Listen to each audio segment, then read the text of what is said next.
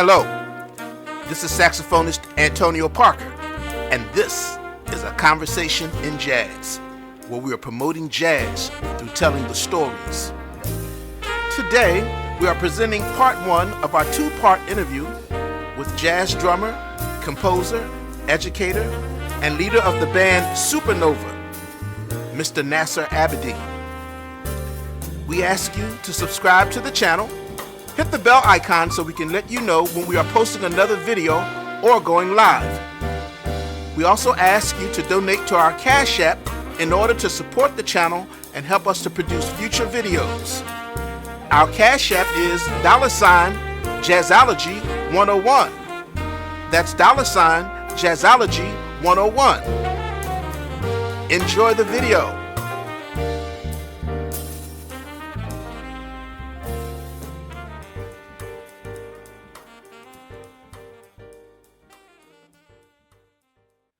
Hi, this is saxophonist Antonio Parker, and this is a conversation in jazz. Today we have a wonderful jazz drummer, composer, educator, and he's the leader of the band SUPERNOVA. He's a friend and mentor to many of us here in the DMV. Please welcome the good brother, Mr. Nasar Abadey. How are you, Antonio? Brother Abadey, how you doing, man? I'm wonderful. Life is good, and thank you for inviting me. Man, I'm glad to have you on the show. This is a conversation in jazz, and we get to learn more about who you are. I actually met you, or heard about you before I met you. Really? Yeah, I saw a flyer, and it said, "A License to Heal." Purple Magic, Exactly. A License to Heal. Yes. A License to Heal. Before I met you, A License to Heal. What's that about? Purple Magic is about the idea of the chakras. I deal with the chakras, and the chakras are energy centers that are within the body. They're within every living creature or being. The planet has chakras. The solar system has chakras. The galaxy has chakras. Wow. And it is an energy center. And each energy center has a color, and it has a tonal representation. Wow. And so we can think of the chakras as moving up the scale, the C major scale, from the lowest point being C to the highest point, which is the crown chakra being B. Wow. Yeah, so it moves up. And so purple represents well, for me, it represents deep purple represents the third eye. Okay. Which is amethyst, which is deep purple. And meaning that we have the license to heal through music. Wow. And music is sound, and sound creates form. Yeah. And so on that particular concert, the audience, I invited them to all wear some shade of purple. And many of them did. Wow. They wore purple. And that was deep because I don't know about at that time, with gangster hip hop out, and I think I licensed to kill. Yeah. So, and at that time, DC was like the murder capital. It was. Yeah. It was. And it so was. that was very appropriate. Yeah. For that time. Okay. All right. All right. I hadn't even heard that. Yeah. Man. Well, I heard something, a license. So that's why it resonated with me. Okay. When you said a license to heal. Yes. You know. Yes. And we have a license as musicians. We have that. We need to take hold of the fact that we have the license and to utilize it. It's like you have a license to carry a firearm. Okay. You have a license to drive a car. Okay. You have a license to get married, and you utilize it when it's available to you. Yes, sir. All right. So before we get started, because I want to learn a little bit more about you that I don't know. Okay. I thought you knew everything about me. Much we've been talking over the last few years. Yeah, man. I know some things, but we're going to go deeper. Okay. Okay. All right. But the first question I had about you is, who is Nasar Abadey? All right. Well, my foundation is spiritual. Okay. I strive to be a spiritual being. And I strive to utilize the light, collect the light, and enhance the light, and spread the light through whatever it is that I do. And I've seen that ever since I've known you. Really? So you've been about that. That's what I'm about. Yeah, that's beautiful. And I realized that we as musicians can do that when I really became involved with understanding what John Coltrane was all about. And then moving further deeper to understand what Duke Ellington was about. Wow. And that our music is a music that can heal, that can soothe, that can change forms, and that can bring light and spread light. Okay, great. So before we started the show, I was talking. I said, did they call you Nasar Abadey or Nasar Abadey? You said it doesn't matter, right? Because I've always called it Nasar Abadey. Yeah, not right now. It doesn't matter because many things are Americanized. Okay. Like Ahmed Jamal. Yeah. His name should be pronounced Ahmed. Gotcha. I've studied Arabic at one time, and I realized that that's the correct pronunciation. Yeah. However, it has become Ahmed, and it's fine. Yeah. Ahmed Eartha, who was producer at Atlantic Records, another one that he pronounced his name that way. So things are Americanized. Yeah. So now, was Nasar Abadey your birth name? No, it wasn't. What was your birth name? I never tell anybody what that is. Okay, that's. I keep it private because that's over there.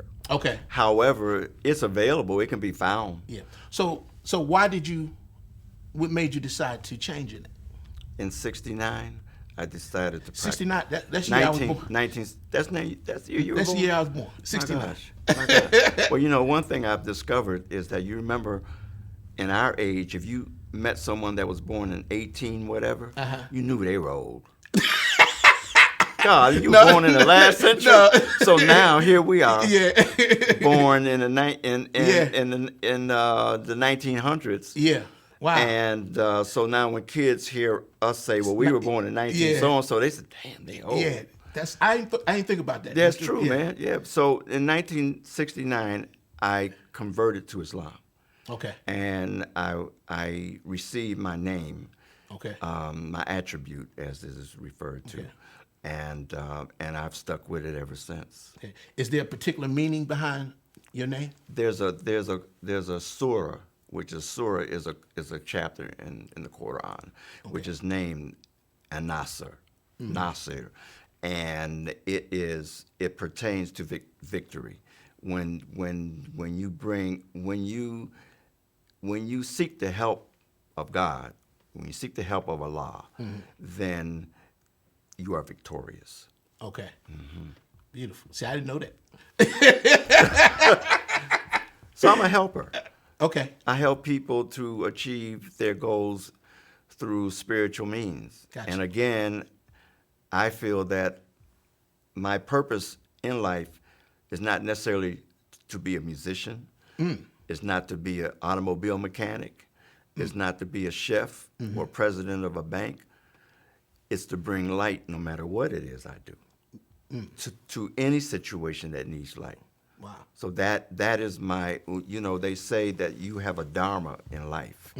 Dharma means that you have something that you are born to do and you discover what it is. Gotcha. So I've discovered that my goal in life and what I'm placed here for is to bring light to any situation where there's darkness and light is needed. And we need some there. Oh, yes. So where are you originally from? I was born in Pittsburgh, Pennsylvania. I didn't know that either. I thought you. But you grew up in. I grew up in Buffalo. Wow. I went to school in Buffalo. You were born in Pittsburgh. I was born in Pittsburgh. So is Ahmed Jamal from Pittsburgh? Ahmed Jamal is from Pittsburgh, and Art Blakey. Art Blakey. And there Roger Humphreys, drummer Yeah. Roger Humphreys, and Tane, Yeah. Jeff Okay, Tane wow. Watts, and Errol Garner. Wow. There's a lot of brothers. So when did you move to? When I was 5. When you were 5. When I was 5, my parents relocated to Buffalo, New York, another steel town, and which is a 4-hour drive north, northeast, I guess. And at that time, that's when I met my cousin Frankie, because when we first moved to Buffalo, we stayed with Frankie Dunlop. Yeah, Frankie Dunlop, the drummer. We're gonna talk about Frankie. Okay. Yeah. So, all right. Good. But one of my favorite saxophonists is from Pittsburgh. I mean, from Buffalo, New York. Grover Washington. Grover Washington. Were you aware of Grover coming there? I knew Grover. You knew Grover? Oh, I knew Grover. He was just a few years older than me. I used to go watch Grover in jam sessions before I even stepped out to do jamming myself.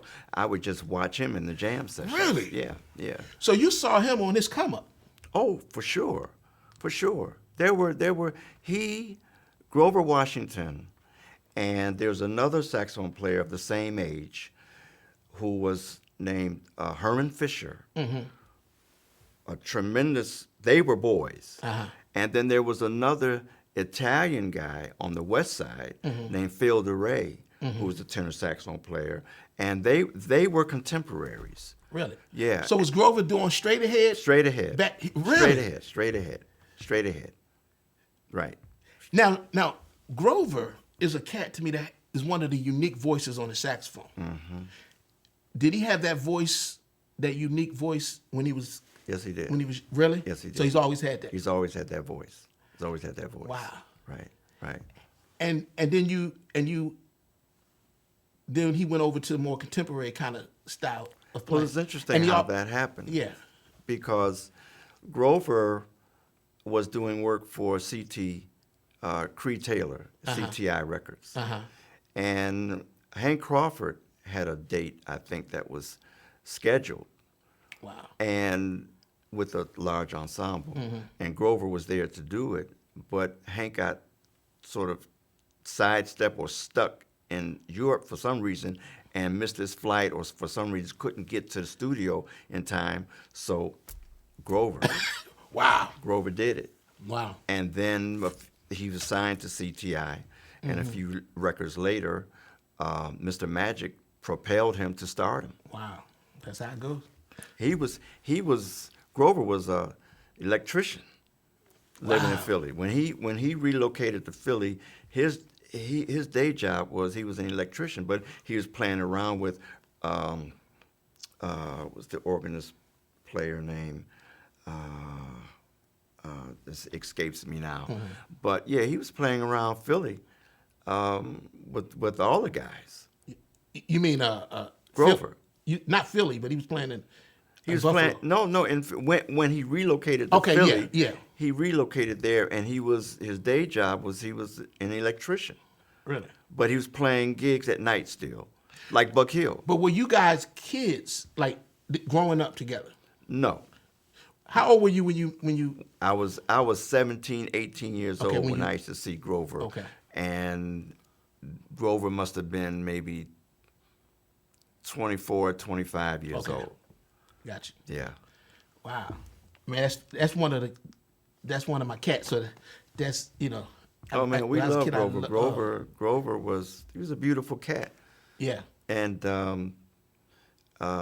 just like Washington has grabbed me and owned me, Yeah.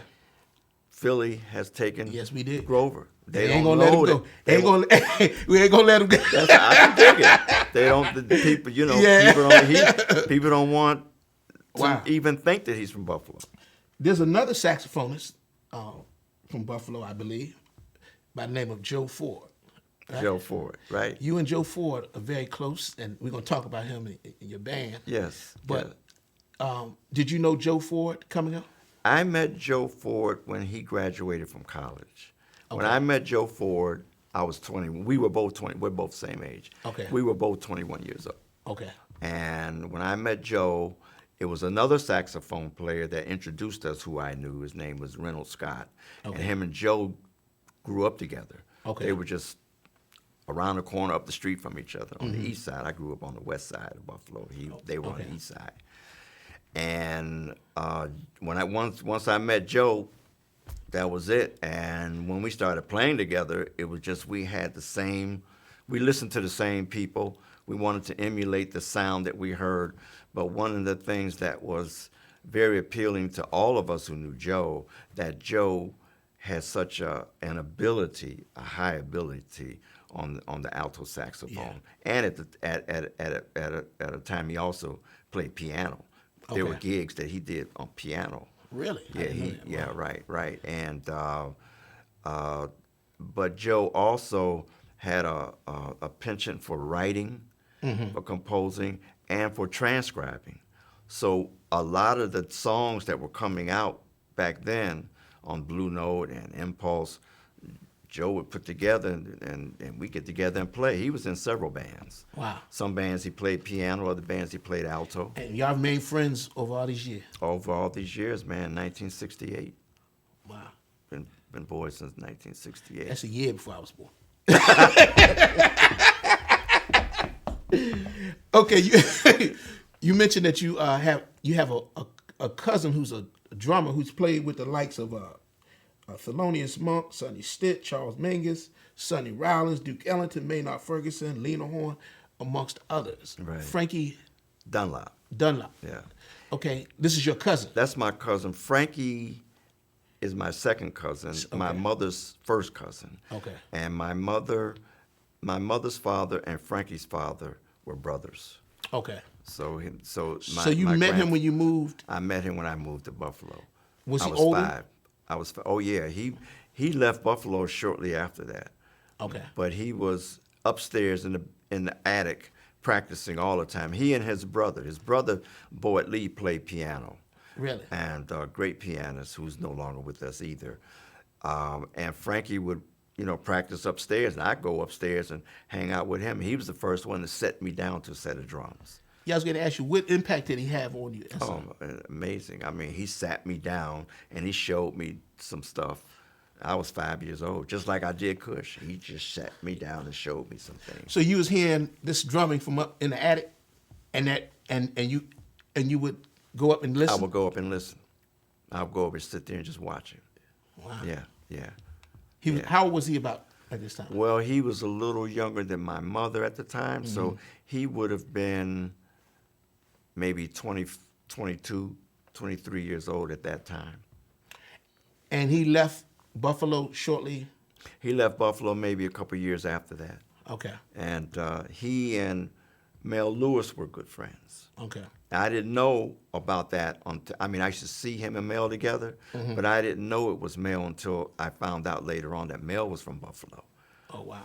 And then I put two and two together. I remembered his face because I saw some younger pictures of him. I said, oh, that's the guy that Frankie and he used to get together and hang out.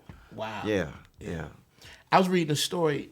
You would listen to a Monk record, and you said, that sounds like Frankie on drums. It did. It was the record was, the song actually was. And it was him. It was him. Yeah.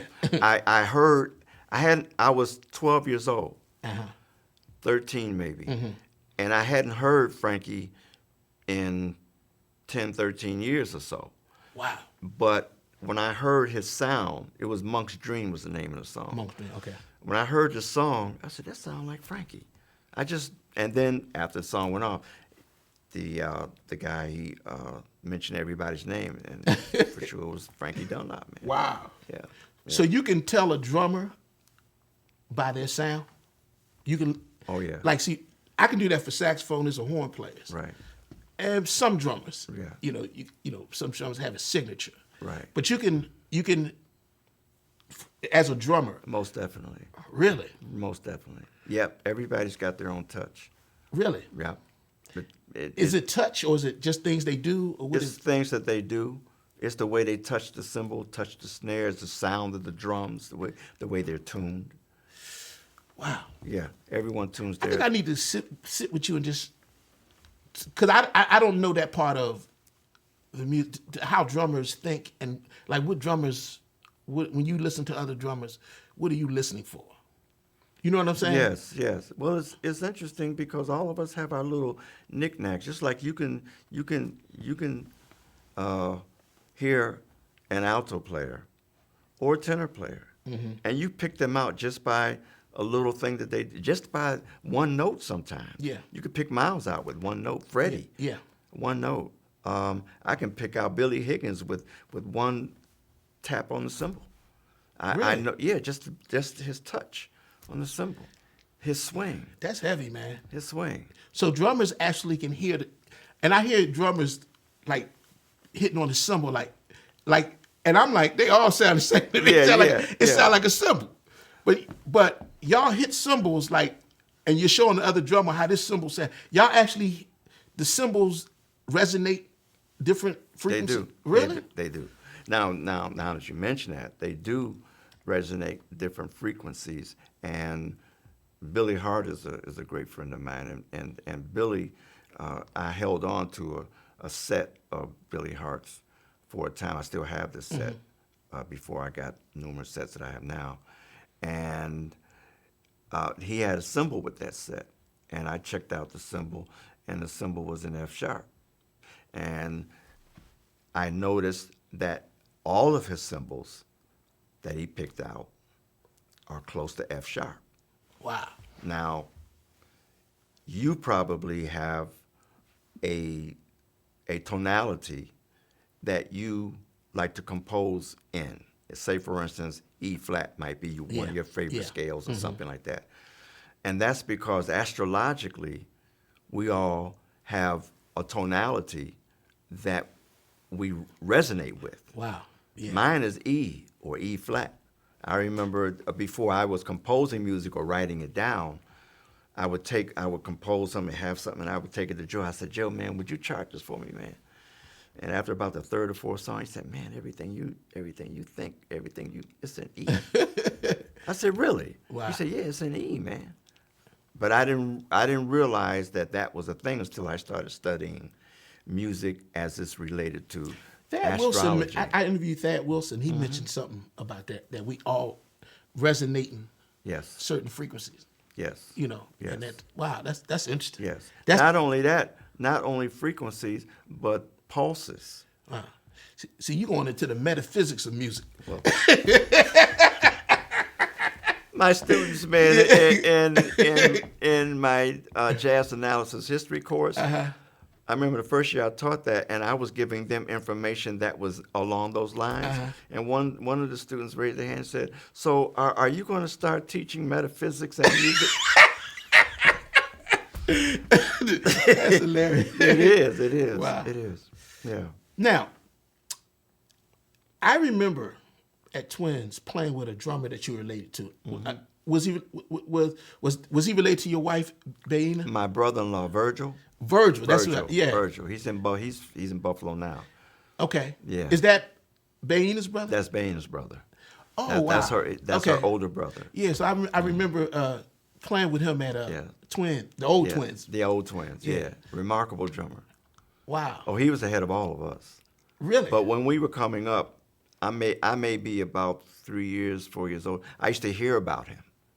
But he comes from a gifted family of musicians. His father was a drummer, and his mother was a vocalist and dancer. Wow. And so he was in the music. He when he was in school, he played trumpet and he played drums. Wow. And we always wished that we had that kind of upbringing, you know. But yeah, Virgil he worked with a lot of people. Worked with Freddie, worked with Mingus, he worked with Pharaoh Sanders. He worked with a lot of people. Dexter Gordon. We sort of passed each other on gigs because I couldn't do a gig. He did it. Okay. I was called to do a gig with Dexter Gordon, but I was going to be leaving in the middle of the gig to go to Europe, and so he was called on the gig to do it. Wow. And then I was asked to do Charlie Mingus, I was asked to join his band, and I turned it down. And but he was asked to do it. So did you know him before you met Dana? Yeah. Or you knew of him? Wow. Yeah. I knew all of her siblings before I knew her. She was the last one of yours.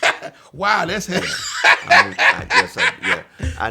Their oldest brother, Hassan, was just 2 years older than me. Okay. And he and I would bump heads with the girls.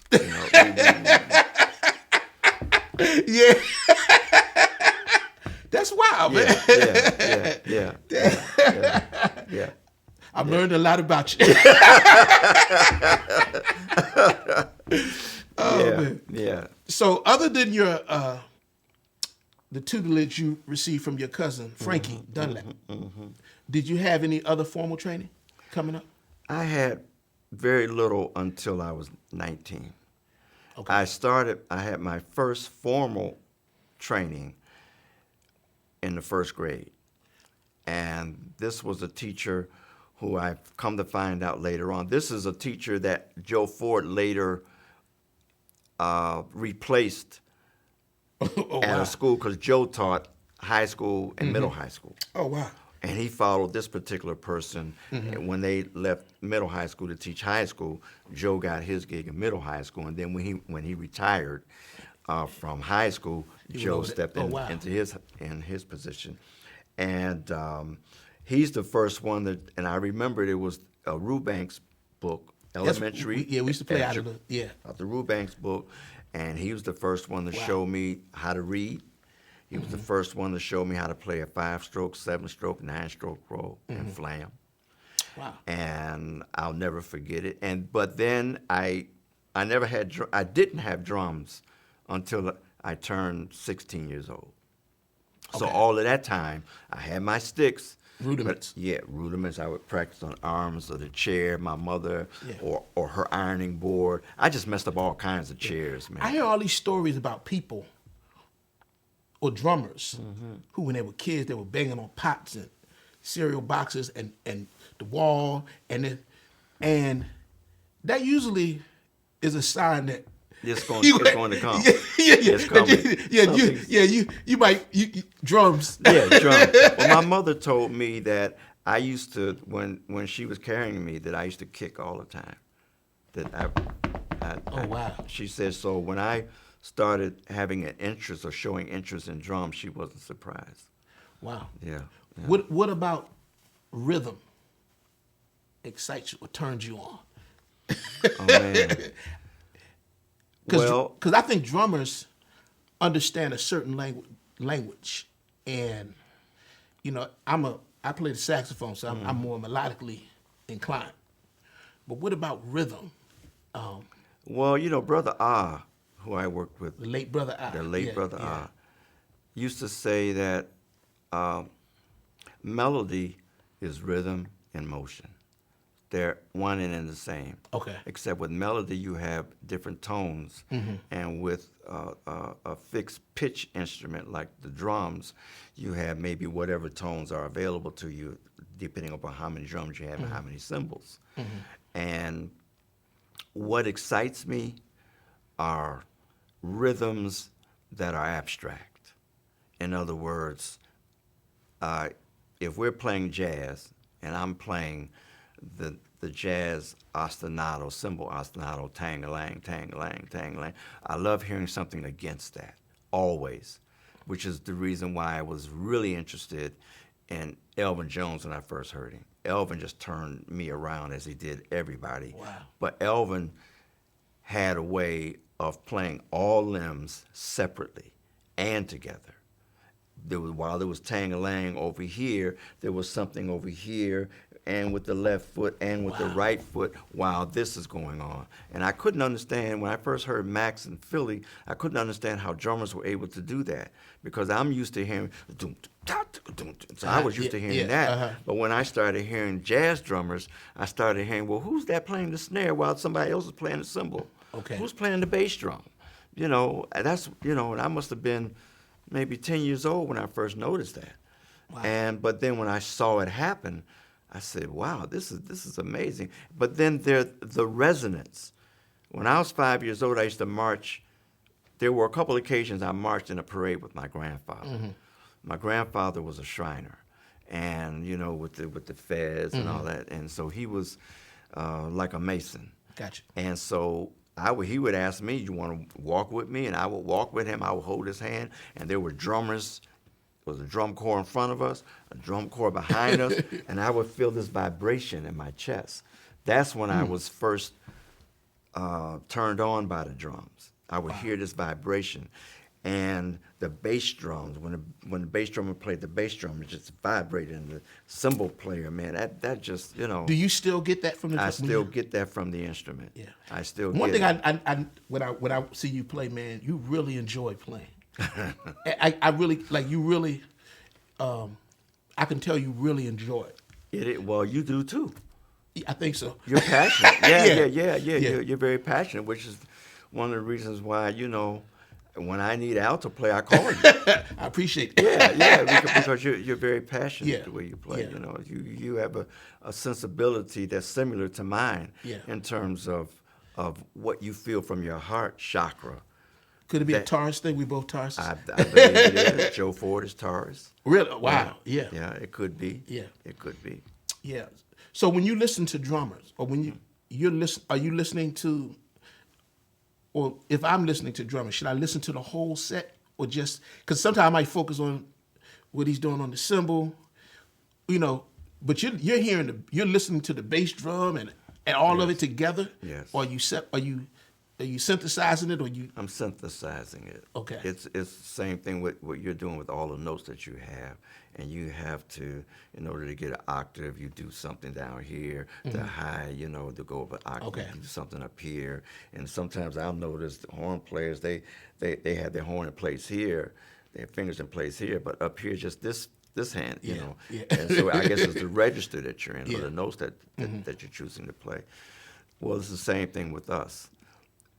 I have learned that you want to always put the beat somewhere. So the traditional way is that you 1, 2, 3, 4, bass drum, hi-hat, bass drum, hi-hat. But that's what you think, but it's not always what you play. So you want to put these in the same places where you put the left hand. And the right hand, you want to put that in sometimes in a place where you put the left hand or the right foot. So in order to play a rhythm, if you don't want to resolve it, so it's a traditional resolution where you hit the bass drum and the cymbal at the same time, you might play a phrase, and just to make sure you know where one is, you put one somewhere on the kit. Okay. A lot of people aren't listening for that. Wow, that's heavy. They don't listen for Yeah. that. But I started listening for that because sometimes if you got space and you've got guys in a band who are listening to you, they want to hear somewhere you're putting the quarter note. Gotcha. You know, and I have learned that. There were times before now that in my early years, I wouldn't do that. I would just leave space. Yeah. But that's because I was brought up also after I left R&B, I was playing avant-garde. We're going to talk about that. Yes. Yes. Oh, yeah. So, now, I want to ask you one more thing about drum. When you're soloing, fast tempo, right, and a drummer has to take a solo. Now, are you counting 1, 2, 3, 4 in your head, 1, 2, 3, and keeping I know you got to keep the form. How do you process where you are in the form?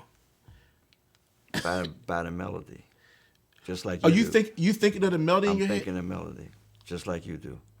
I'm thinking the form of the song, just like you do. And, Wow. and if you listen to Max, you will always know where you are in the form of the song. Okay. You listen to Max. Max always tells you where he is, always. Because sometimes a drummer might be soloing, man, and he might take it might be some space. And I'm like, the time is still going on though, right? Right. Pulse is there.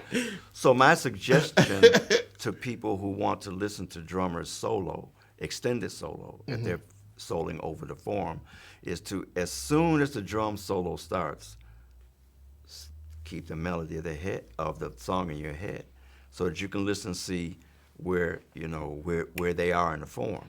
Gotcha. And Charlie Rouse, I played a gig with him, and he taught me, listen, man, I like what you're doing. That's what he told me. He said, man, I love what you're doing. He said, but you go out there sometime. He said, so when you're ready to come back, you go anywhere you want to go. He said, but when you're ready to come back, give us 8 bars. Gotcha. Give us 8 bars to let us know, okay, I'm back. Okay. Gotcha. And we'll take it from there. Beautiful. So yeah, and That's then I good to know. remember Fred Foss asked me one time years ago, the late Fred Foss. He said, Nasar, when you take your solo, are you playing the melody? I said, well, yeah. He said, well, I don't hear it. I said, so I'll make sure that you hear it. I'll make sure. So I had to learn that for some people, you have to be, you have to let them know where you are. Gotcha. And some people will say, well, man, that's their problem if they don't, they're not following. That shows that they're not listening to the drummer. But I want to be accommodative. Yeah. And you know what I've learned just playing with different drummers once you play with a cat enough, you kind of know how they think. Yep. And so that's right. And you kind of can know their sound. Yeah. Andrew White told me one time, he called me up and left a message on my answer machine, and on that message, he said, Nasar? The late Andrew White. The late Andrew White. The late Andrew White. I have to do his voice. He said, Nasar, I was listening to the radio. I got in the car, and there was a song on. And he said, and I said to myself, that sounds like Nasar on drums. And he said, and after the song went off, the announcer said, your name. Wow. And I just want to let you know, you got your own sound. So it is true that when you work with someone, you know immediately what their sound is because you've worked with them, you've played with them. Wow. That's heavy, man. Now, so going back to your formative years, in terms of learning jazz, are you more self-taught? Or I know you say your cousin, he got you started. Right. Now, when it comes in terms of jazz, are you more self-taught? Did you? Basically, I'm more self-taught. Okay. It wasn't until, well, like I said, when I was 19, I started taking lessons with a drummer. And this particular drummer, he's a good teacher, and he laid some things on me that I'm using today. I'm still studying today. There are books that he laid on me that I'm still studying out, and I teach out of. But there were some issues that he had that weren't at a certain place. And so we were talking about Tony Williams one time, and we were talking about the way Tony did something. And he described to me and sort of demonstrated to me what he thought it was Tony was doing. And I told him that's not the way Tony did it. Wow. He said, no, this is what, I hear it on the record, this is what it is. I said, well, I saw him do it. That's not how he did it. This is how he did it. Ooh. And I showed him, I demonstrated how he did it. Wow. And it wasn't long after that I wasn't studying with him anymore because it had gotten to the point where I was paying him to teach me, and I wound up teaching him. The student became the teacher. Yeah, right, exactly. So jazz is a self-taught idiom. You learn on the street. Even in the colleges these days, you don't learn in college. Yeah, exactly. The teacher sort of figures out who you are. This is what I do. Yeah. And give you a formula to take a direction to reach the goal that they think that you're after. Gotcha. But self-taught means that I see you do something, and I'm going to ask you, well, how did you do that? Gotcha. And what are you thinking? Where did that come from? What's the history of what you played? Mm-hmm. How do you tune your drums? Do you tune your drums? Wow. You know, what do you do when you hear somebody rushing? What do you do when you hear somebody lagging behind? Mm-hmm. You learn those things by asking other drummers, you know, or figuring out yourself. Or being in situations. Or being in situations. You got to figure out how you got to figure it out on stage. Like, for instance, and you're aware of this, Jackie McLean, would do something like, if you're on the bandstand and you're setting in, and this is what Fred told me, I never saw him do this, but Fred Foss, the late Fred Foss, said this is what Jackie would do, and Fred started doing it. So he would say, hey man, who you know, I love you. Oh no, I don't know that song. Okay, 1, 2. Yeah. Learn it on the gig. Yeah. You don't know it? Oh, you're gonna learn it right now. I saw Clifford Jordan do that. I ain't gonna say the pianist's name, but that's how it happens. he called a tune, and the pianist said, I don't know that one. He said, okay, I won. I said, yeah, that's right. That's how you learn. Cold, that's man. cold. That's cold, man. That's how you learn. Wow. That's how you learn. Yeah. So did you play in schools, like when you were coming up in school? No. You did? I tried to, but they had a drummer at high school, in my high school, that was the drummer. Gotcha. And he was a junior and senior for 4 years. Gotcha. Yeah. So he stayed there until I was there. Yeah. So I didn't play in school. I did practice with them sometimes, with the band and the stage band. But like I said, I didn't get my first drum kit till I was 16. Oh, wow. And it was because I saw a drum kit in a music store, and I was with a friend who's a guitar player, and he said, "Man, you should get that." It was right in the window, and I talked my parents into getting it, and they got it for me. Beautiful. Yeah. So did you come up in a church? Nope. Nope. You didn't come up in church. My mother was Jehovah's Witness. I came up as a witness. Jehovah's Witness. Really? Yeah. Wow. Man. Did anybody ever come to your house, knock on the door? Yeah, I know. Yeah. Well, that was me. You did that? I did that.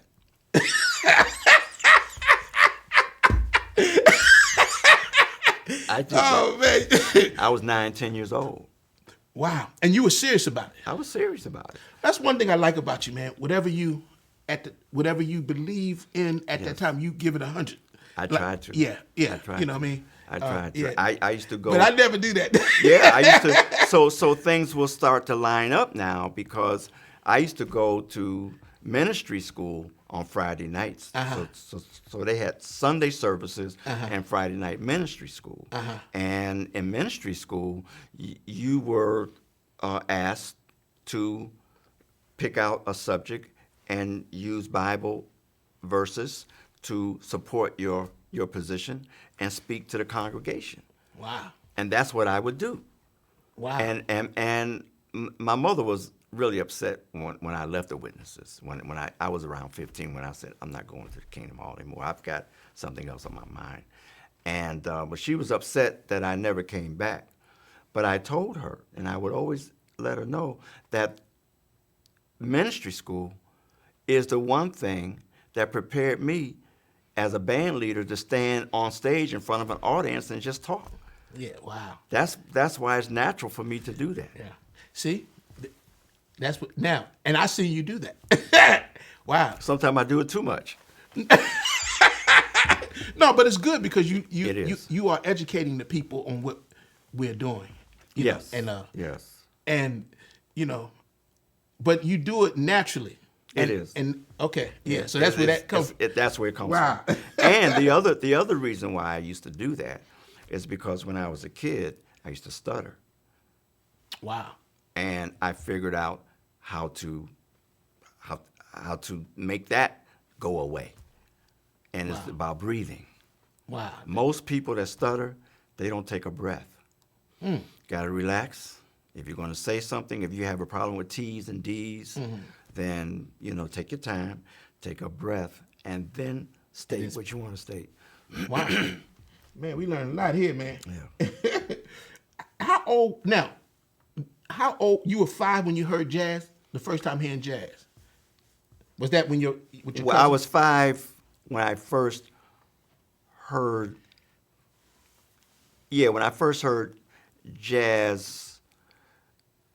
Well, it's funny because my father played a lot of jazz. My father loved jazz. Okay, so you pretty much Yeah. heard it as a kid. As a kid. Yeah. Yeah. Were you attracted to jazz when you first heard it, or were you Yeah. into the boom, the boop, the boop, the boop, boop? No, I was attracted to jazz. But I was, let's just say I was attracted to all music because when I was a kid, when I was 3 years old, 2 years old, 3 years, I remember my mother cleaning up the house and she'd have polka on. And I was into that. And I used to listen to the polka So drum. you just love music. I just love music. Yeah. It's funny. I don't understand with my kids. You know, I used to play jazz. Maybe they'll get it later in life, but I mean, when they were kids, I would play, my music, jazz, while they in the backseat. Can you cut that off? And it's wild because when I first heard jazz, man, I was blown away. Yes. I mean, so I can appreciate all the other music. And I wonder why, even as educators, we have to explain jazz.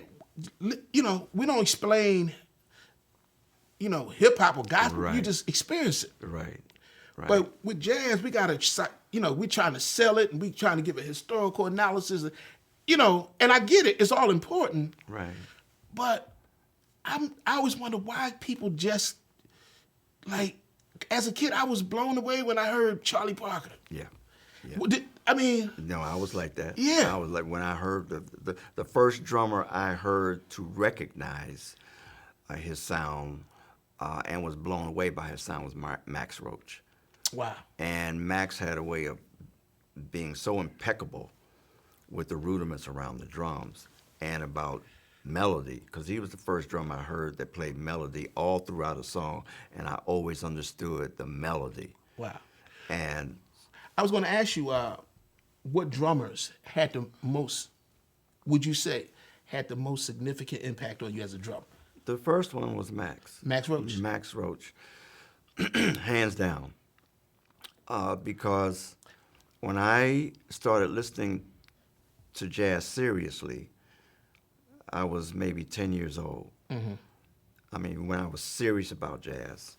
And Max was Max. big then in the 50s. He Mm-hmm. was big. Everybody was trying to follow Max. Really? Okay. But Max was following Papa Joe and Big Sid Catlett, Mm-hmm. and who was following Baby Dodds and Chick Webb. Mm-hmm. And so when you go back through the lineage, you find out that Max may have played something he heard Chick Webb play, or Yeah. Roy Haynes played something that he heard Max play. But what drummers impacted you? Well, like, it was Max, Max, Philly Joe. Philly Joe. And And what was it about Philly Joe? The way he played the rudiments. Okay. The way he played the he had he had a interest. Philly Joe was gangster. He was gangster. He was from the city of brotherly He show. is from. That's Philly. That's Philly, man. I got that from Keith Kilgore. Yeah, but that's true. Though. I've heard that before. Yeah. Yes, indeed. Philly Joe Jones had a slick way of playing the rudiment. He was slick. Okay. And especially when you saw him play, he had tricks that he would do that were just cute. Mm-hmm. Philly Joe, Max Roach, Philly Joe, Roy Haynes. Roy Haynes. What about Roy? Give me a little bit about Roy. Roy was cute. Roy had a way of playing things that you didn't hear a lot.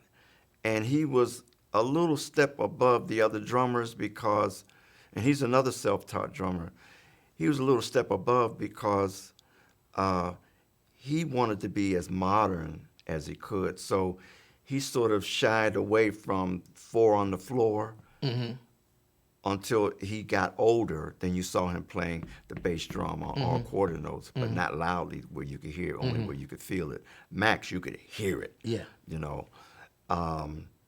Then I discovered that Roy was who Elvin patterned himself after to a degree, because Roy used to play with his brother Hank, and Hank would go back to Detroit to play gigs and take Roy with him. And that's where he met Elvin.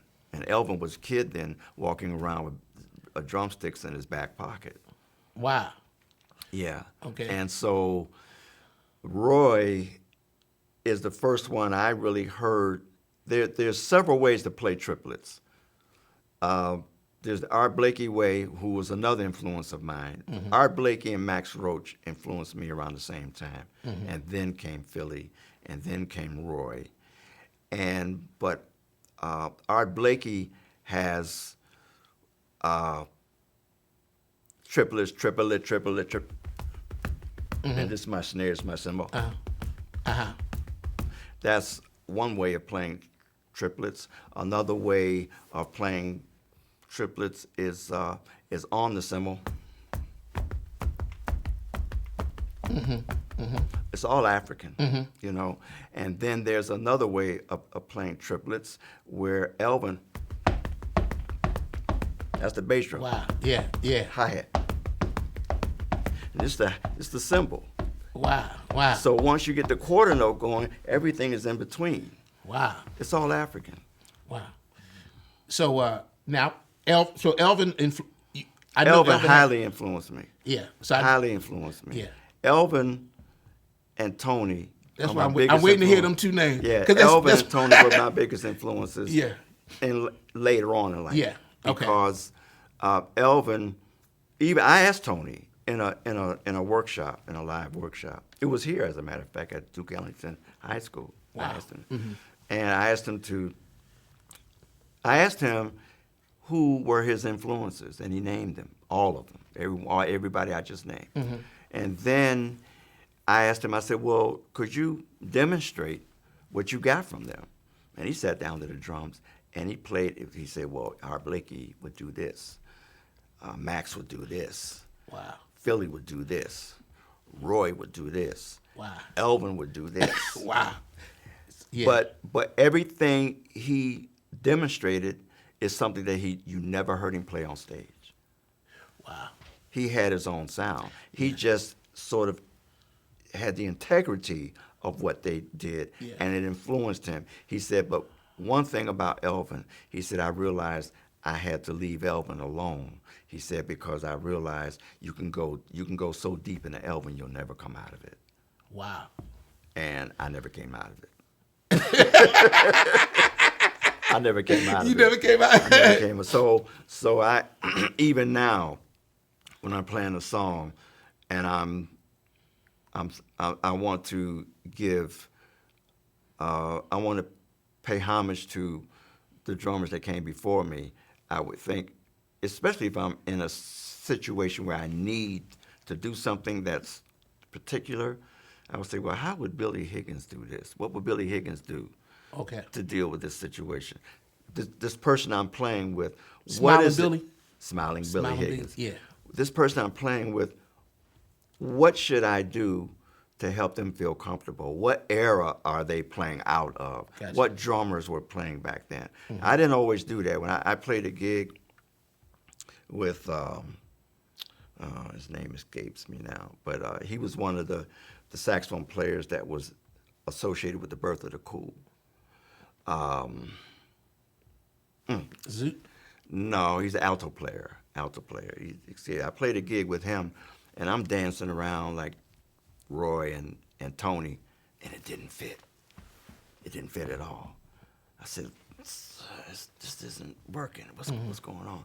So I figured out, and I did the same thing with Hank Jones. I played with Hank Jones. I said, oh man, I know Tony has played with Hank, and Elvin's his brother and everything, but that's not where Hank was. Wow. And I had to realize Adjust. Adjust. Yeah. You play the gig. Yeah. Don't try to be who you want to impose your thing on. Yeah. Play what the gig calls for.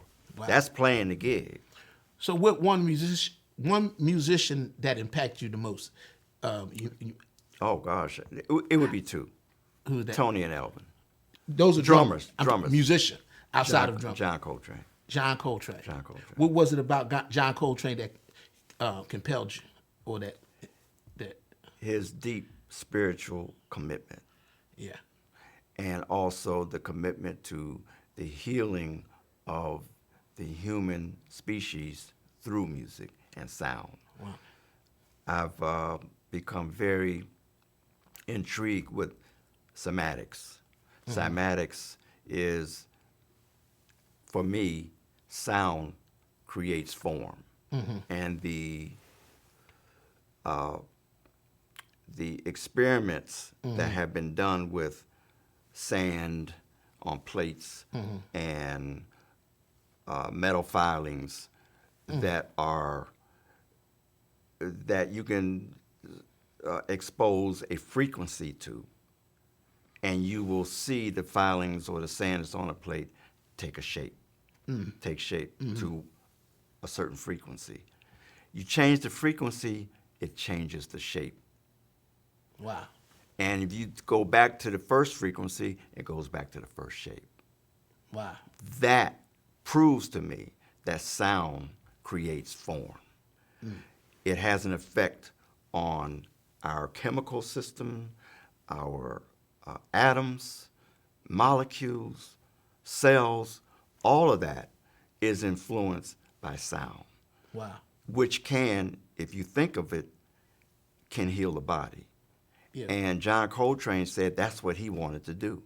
And he had a sound, man, that was just, It healed the body. yeah, man, it was just, It healed your heart. yeah. Did you tell me that you got to see Train one time looking through a window at a gig? It was at a club called in Buffalo called the Royal Arms.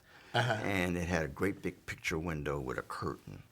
And on this occasion, I just had to see. I was too young to get in the club. And me and some friends, some high school friends, and we used to rehearse after school, practice after school. And after school, we saw that actually this was in summertime, so we all got together, practiced. Then that night we went over there and stood outside the club, and they had the curtain pulled open, and we sat there, and the bandstand there was a horseshoe bar, and the bandstand was up over the bar. Wow.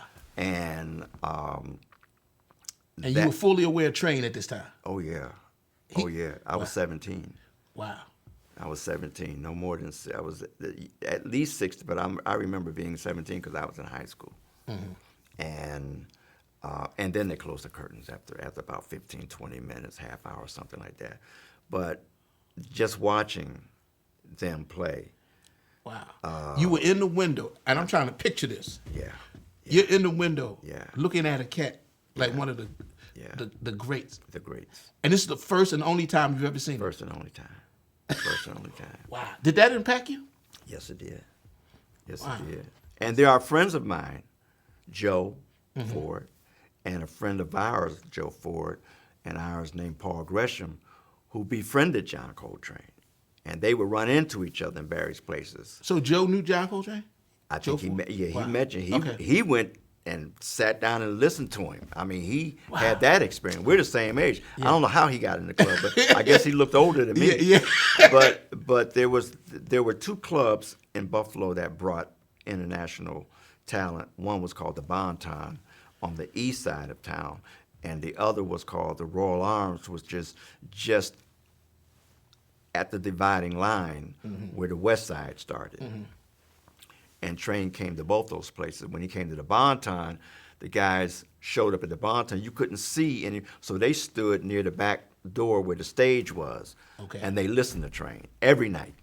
Wow. So when you saw him through the window, do you remember who was in the band? It was the band. It was the classic quartet. It was Jimmy Garrison, Elvin Jones. How powerful was it? I mean, we hear the records. I could only imagine hearing that live, man. You know, Elvin says that when they would do matinees, we would do matinees in those days. We work 6 nights, and then on Sundays we do 2 shows: a matinee show, jam session, and then the Sunday night show. And Elvin says he remembered a time, it might have happened in Philly, that they did a matinee, and the matinee lasted 3 hours. They did 1 song. Wow. 1 song. So that's the intensity that Train had, that I was so much into that. Wow. And you felt that standing for that moment? It was 15 minutes? About 15 minutes or a half hour. But, once the curtain closed, we still stood there to listen. You could still hear it. Okay. But you got to see Train for 15 live. You saw Train for 15. Yes. You saw his expressions. I saw everything. His mannerisms. Yeah, yeah. And I thought Train was taller than he was, but he wasn't. Train was maybe a little shorter than me. Wow. I got to see his son one time, Ravi. Ravi. And that's the closest I've got to see Train, because you could see his father in him. He has features that. His father, and his mother. You can see them both. Yeah. Yeah. And so it's like, wow, man, that's whew. Yeah, I love Rafi. I love the way he plays. Yeah. He takes it to another place, a different place. Oh, yeah. And he knows that a lot of people expected him when he first came out on the scene to sound like his father. Yeah, he found his own voice. He found his own voice. Yeah, no doubt. And he's still moving in that direction. I remember one night I was listening to him in New York, and Kush was playing with him. Mm-hmm. My son Kush, and a lot of folks don't know that my son Kush plays drums. We're gonna talk about that too. Okay. And they were on a break, and Robbie and I were talking, and I said, man, I never ever thought that my son would be playing with the son of John Coltrane. Wow, that's heavy.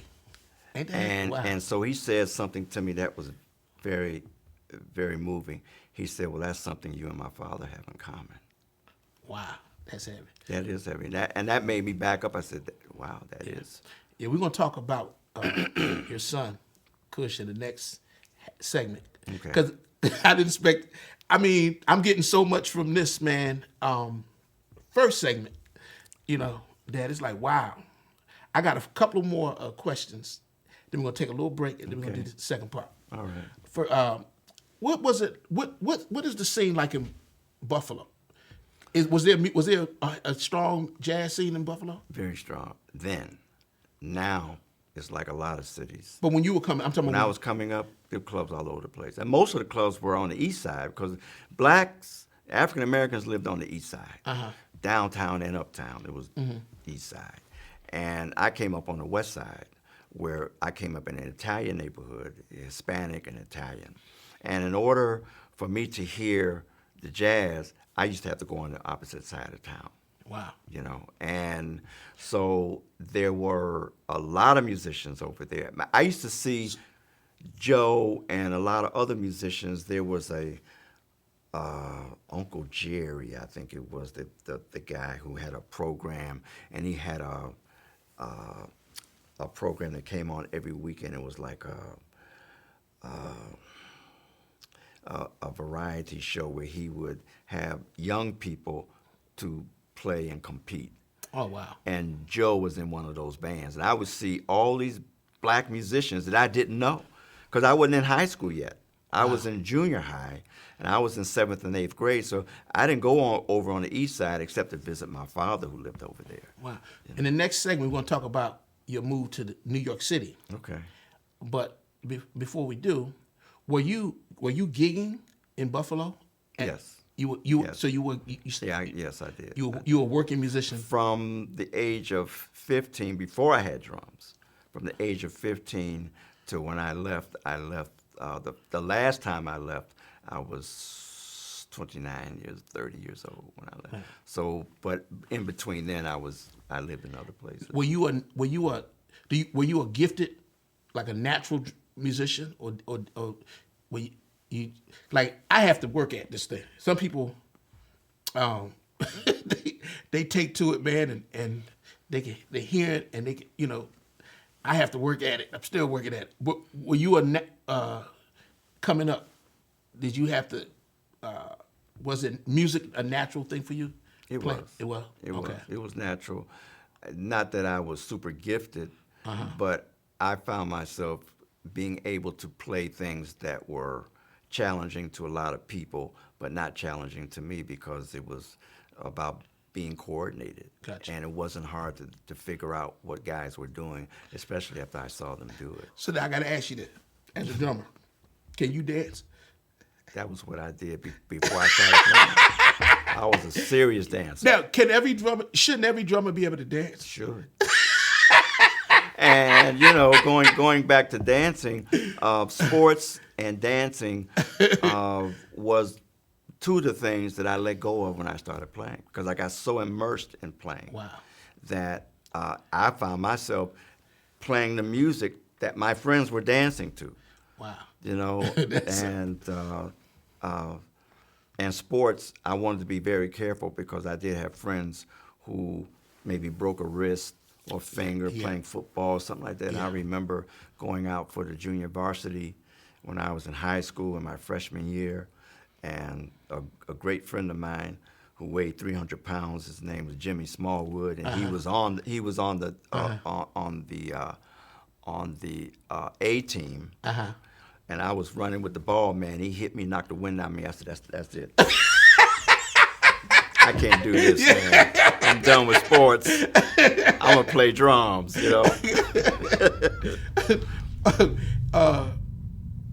I got one more question. But before I ask that, before we take a break, before I do, anybody would tell you kind of favor Richard Pryor?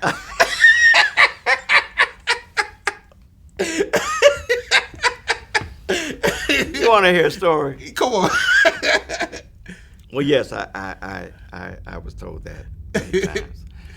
I was playing a New Year's Eve gig. I must have been 19, 20 years old. I was playing a New Year's Eve gig, and this couple, they were dancing, and they come over to me, near me. I'm playing on the drums, and I'm at the edge of the stage, so they were about right here, and they said, "Are you Richard Pryor?" I said, No, I'm not Richard Pryor. I'm not Richard. I'm not Richard. They did this 4 or 5 times. Finally, they came over and said, "You got to be Richard Pryor. I know you're Richard Pryor." I said, "Don't tell anybody I'm here." Oh, and then I go. Yeah, that's funny. And then every time they come up to me, they go. Yeah. And I go. They wasn't gonna let you. They wasn't gonna let me not be Richard. Not be Richard. That's funny, man. Yeah. Oh, wow, that's funny. Thanks for sharing that story. There's another story that goes along with that Come on. we can share real quickly, and that's a friend of mine that is still living by the name of Charles Gale. You ever hear Charles Gale? Tenor saxophone player. Okay. Avant-garde. He started on piano, then he picked up tenor saxophone after Train went into his more avant-garde-ish repertoire. He went up to Toronto, and he's, in those days you signed the register, instead of like you credit card. Those you signed the register. He signed the register S.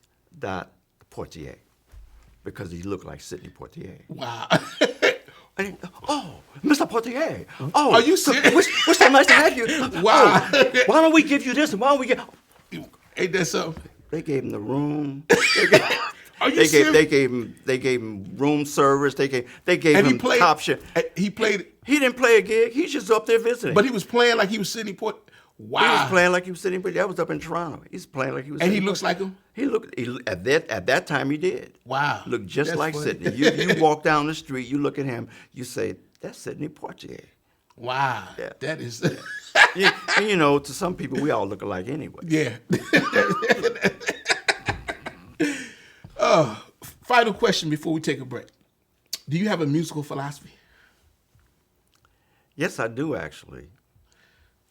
And I stated part of it earlier, that music is the healing force of the universe, and everything is music. Everything is sound. And sound can be organized in a way to produce music, pleasing sounds, or which is consonants, or it can be dissonance, but it's still sounds that create a musical tone or a series of musical tones. Wow. Going back to that, every planet has its own frequency. You can go online and listen to what Jupiter sounds like as it orbits the sun, what the Earth, what the note is that the Earth is. There is the closest, I think it is the closest black hole to our galaxy is 250 million light years away. I discovered that sound that emanates from that solar system, from the center of that solar system, is B flat. Wow. 154 octaves below B flat on piano. Wow. Wow. So now, that pulsates 250 million light years away. So meaning that by the speed of light, it would take us 250 million years just to get there. But can you imagine B flat being a pulsating?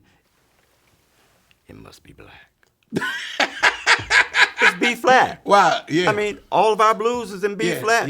Yeah. And so That's one of my favorite keys. that's one of our favorite keys, Wow. B flat. Yeah. That's deep, man. Yeah, Man. I'll send you the information on that. Whew, brother, I tell you, man, this has been this first half. Man, I want to thank you for sharing this insightful information, man. Wow, we learned a lot that we didn't know. Well, my pleasure. I'm learning a lot myself. But as we it just goes getting on. started. So with that, you've been listening to Brother Nasar Abadey, and this is a conversation in jazz, and we'll be right back.